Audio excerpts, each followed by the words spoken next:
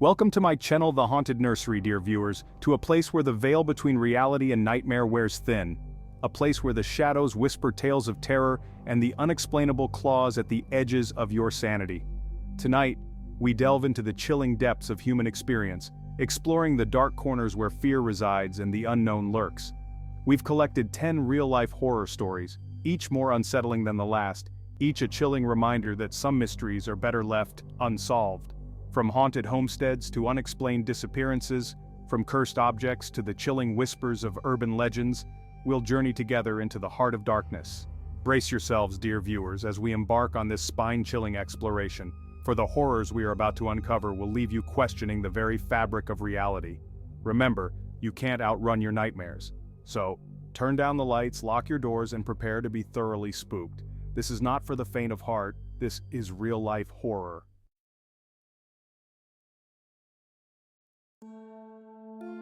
Our journey begins in the haunted hollers of Adams, Tennessee, where a malevolent entity known as the Bell Witch wreaked havoc on the Bell family in the early 1800s. Imagine, if you will, a time when the world was lit by flickering candlelight, and the shadows held secrets best left undisturbed. John Bell, the patriarch of the family, first encountered the entity while walking through his fields. A strange creature, said to resemble a dog with the head of a rabbit, darted across his path. This was just the beginning of the family's terrifying ordeal. Soon, the entity escalated its attacks, targeting John Bell's daughter, Betsy. Whispers, scratches, and disembodied voices plagued the Bell household. The entity, identifying itself as the Bell Witch, tormented the family relentlessly. Imagine the terror of hearing your name whispered in the dead of night, an unseen presence breathing down your neck, its intentions unknown and undeniably malicious. The Bell Witch, driven by a supposed grudge against John Bell, grew increasingly violent. The family reported physical assaults, objects moving inexplicably, and even instances of Betsy Bell being slapped and pinched by unseen hands. The legend of the Bell Witch became a terrifying example of a haunting gone horribly wrong.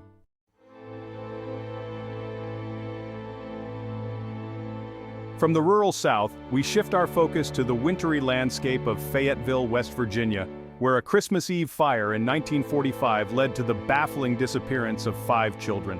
Imagine a time when families gathered around crackling fires, carols filled the air, and the spirit of Christmas promised warmth and joy.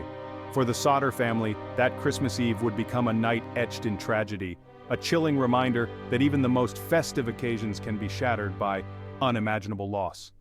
George and Jenny Sauter, along with their 10 children, were preparing for a Christmas celebration, unaware that their lives were about to take a sinister turn.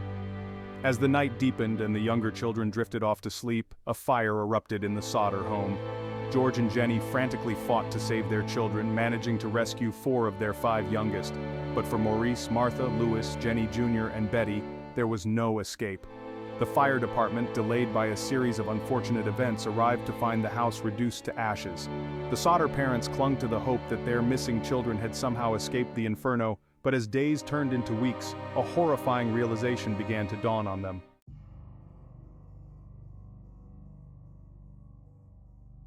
The year was 1974. In the quiet suburban town of Amityville, New York, stood a house at 112 Ocean Avenue. From the outside, it looked like any other home, but behind its walls hid a story so horrific, it would become a terrifying legend. On November 13th, the peace of the neighborhood was shattered. Police received a frantic call from Ronald DeFeo Jr., claiming he had just shot and killed his entire family. Upon arriving at the scene, officers were greeted by a bloodbath. 6 members of the DeFeo family lay dead in their beds, each shot execution style. Ronald confessed to the murders, claiming voices in the house had driven him to commit the heinous act. The house at 112 Ocean Avenue, once a symbol of suburban tranquility, was now a crime scene, forever stained with the blood of the DeFeo family. But the horror of Amityville was far from over. The stage was set for a new family, the Lutzes, to walk unknowingly into a nightmare that would etch the house at 112 Ocean Avenue into the annals of paranormal history.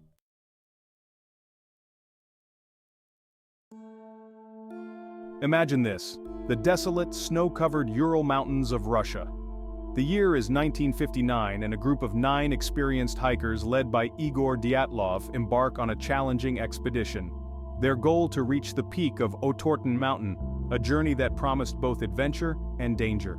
The group, young and full of life, documented their trek with cameras and journals, capturing the breathtaking beauty of the Siberian wilderness. They were a tight-knit group, their laughter echoing through the silent, snow-laden trees. But as they ventured deeper into the mountains, the atmosphere shifted, the air growing heavy with an unseen dread. Days turned into nights, the hikers pitching their tents under the watchful gaze of the stars. On the night of February 2nd, something unimaginable occurred, something so terrifying that it would forever shroud the Dyatlov Pass incident in mystery.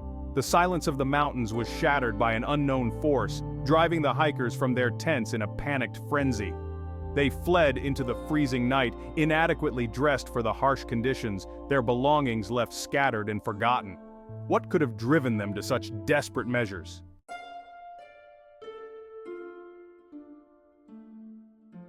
Nestled in the picturesque Allegheny Mountains of West Virginia stands the Greenbrier Resort, a luxurious hotel steeped in history. Its grand halls and opulent rooms have witnessed countless stories, both joyous and sorrowful, and some say, haunted by a tragic past. This is the story of Zona Hester Shu, a young woman whose life was tragically cut short, only to return as a vengeful spirit seeking justice from beyond the grave. Her tale is one of love, loss, and the supernatural. In the late 1800s, Zona, a beautiful and vibrant soul, fell deeply in love. Her radiant smile and lively spirit captured the hearts of many. Her heart belonged to a charming blacksmith named Trout Shu. Trout was known for his skill and strength, and he quickly became the center of Zona's world. Their love story unfolded amidst the rolling hills and whispering pines of Greenbrier County, culminating in a joyous wedding ceremony. Friends and family gathered to celebrate their union, their laughter echoing through the countryside. The newlyweds settled into their home, their happiness echoing through the halls. They dreamed of a future filled with love and prosperity, but their blissful union was short-lived. Dark clouds began to gather over their idyllic life. Just 3 months into their marriage, tragedy struck. Zona fell gravely ill, her health deteriorating rapidly. The once vibrant woman was now a shadow of her former self. Zona's condition worsened with each passing day. Her pain was evident, and her family watched helplessly as she slipped away. Doctors were baffled, unable to pinpoint the cause of her sudden decline. They tried everything within their limited means, but nothing seemed to help.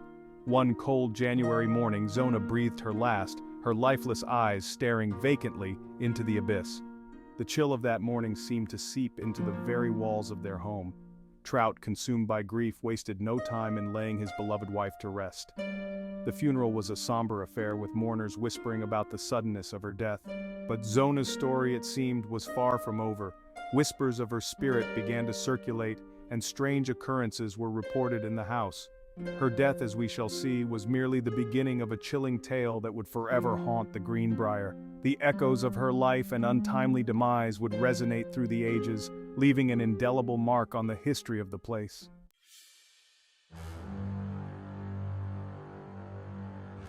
Imagine living every day, every hour, every minute in fear.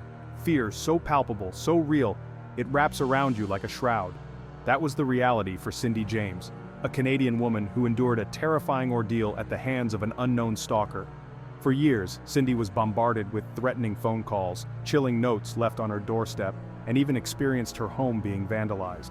Each incident was a hammer blow to her sanity, pushing her further into a spiral of fear and paranoia. The police were involved, of course, but the stalker always seemed to be one step ahead, vanishing into thin air like a phantom. The more Cindy tried to escape the nightmare, the deeper she fell into its clutches. This wasn't just a prank, this was calculated torment, designed to break her spirit. Section 2. A Web of Terror.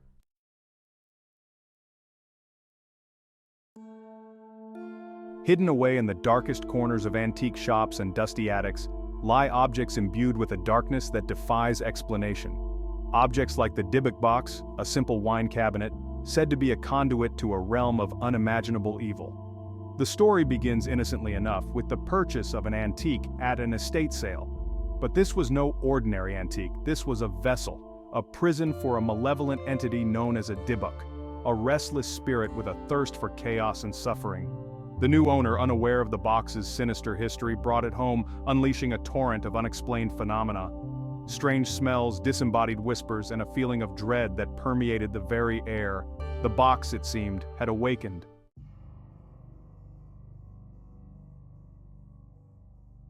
Imagine this. It's late, the wind howls outside, and there's a chill in the air. Suddenly you hear a knock at the door. You open it to find, standing on your doorstep, two children, their eyes reflecting nothing but an abyss of pure darkness. This isn't the setup to a horror movie. This is the chilling reality for those who claim to have encountered the black-eyed children, a modern legend that sends shivers down the spines of even the most hardened skeptics. These encounters are often described as deeply unsettling, the children's voices unnaturally monotone, their eyes devoid of any warmth or life.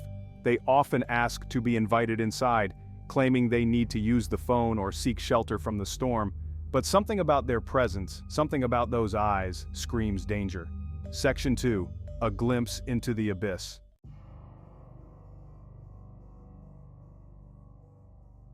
The year was 1977, a time when the world was on the cusp of change, yet some things remained eerily timeless.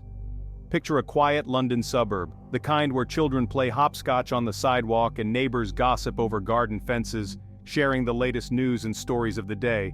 But behind the normalcy of 284 Green Street, a storm was brewing, a force so insidious it would soon grip not just the neighborhood, but the entire world in terror. This is the story of the Enfield poltergeist, a tale so disturbing, so rife with unexplainable events that even the most hardened skeptics were left questioning their reality and the very fabric of what they believed to be true.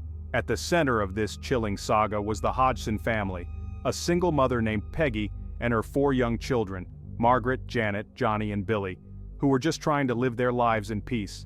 Imagine, if you will, the innocence of these children, their laughter echoing through the halls, blissfully unaware of the nightmare that awaited them, a nightmare that would shatter their sense of safety and normalcy. Their quaint home, once a sanctuary of warmth and love, was about to become a battleground for an unseen entity, a place where fear would soon take root and grow. The disturbances began subtly, almost imperceptibly, like a whisper in the wind that you could almost convince yourself you hadn't heard. Objects moved inexplicably, seemingly of their own accord, defying the laws of physics and logic. Whispers, barely audible at first, slithered through the darkness, growing louder and more insistent with each passing night. The children's toys, once sources of joy and amusement, became instruments of dread, dancing to a rhythm dictated by an unseen hand, turning playtime into a scene from a horror movie. As the days turned into weeks, the phenomena escalated, growing bolder, more sinister, as if feeding off the fear and confusion of the family. The Hodgson family was trapped, ensnared in a web of terror spun by an entity they couldn't comprehend, let alone control, their once peaceful home now a prison of supernatural horror.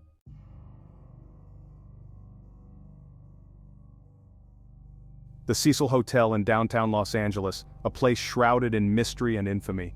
A towering structure with a history as dark and imposing as its shadow, standing as a silent witness to countless tragedies. Within its walls echoed tales of suicide, murder, and unexplained phenomena, a grim tapestry woven over decades, each thread more sinister than the last. It was here in February 2013 that 21-year-old Elisa Lam, a Canadian student with a bright smile and a thirst for adventure, checked in, completely unaware that she was stepping into a nightmare from which she would never escape.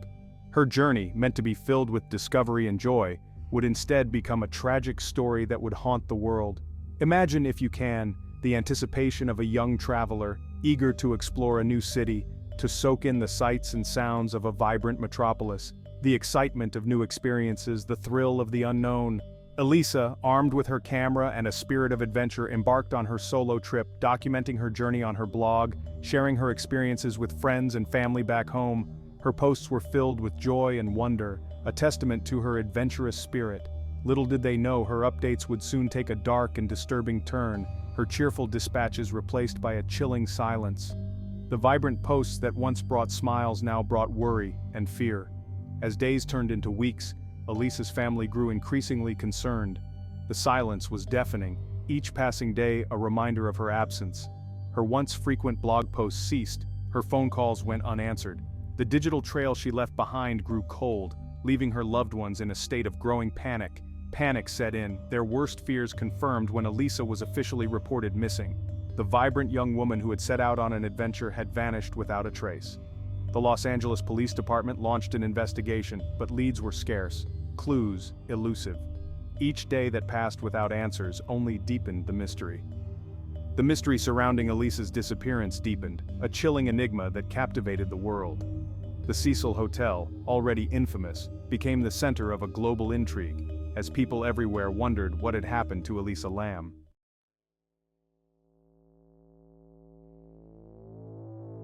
And so, we come to the end of our journey into the darkest corners of human experience. 10 stories, each more chilling than the last, each a reminder that the world is a place where fact can be stranger than fiction, where the line between reality and nightmare can blur in an instant. Which tale sent shivers down your spine? Which image still lingers in the back of your mind? Let me know in the comments below. Thank you for joining me on this descent into darkness. If you enjoyed this journey into the heart of fear, be sure to give this video a thumbs up, share it with your fellow horror enthusiasts, and subscribe to my channel at The Haunted Nursery for more explorations of the unexplained and the terrifying. Until next time, stay safe, stay spooky, and remember, the darkness is always listening.